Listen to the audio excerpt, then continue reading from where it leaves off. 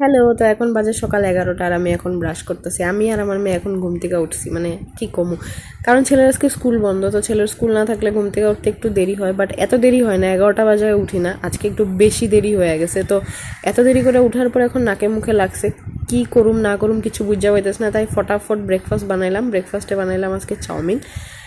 তো আমি আমার ছেলে এনজয় করে চাউমিন খাইতে খাইতে আবার মনে পড়ে গেলো না দেরি হয়ে গেছে, তো ফটাফট লাঞ্চের প্রিপারেশন শুরু করে দিলাম। তো এখানে দেখো মাছ ভাজা করতেছি, আলু বেগুন দিয়ে রৌ মাছের ঝোল বানাবো।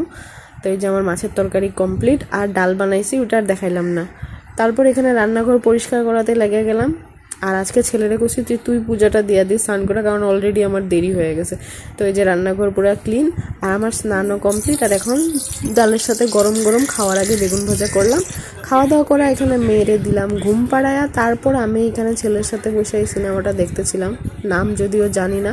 তো যাই হোক, আজকের মতো টাটা, বাই বাই।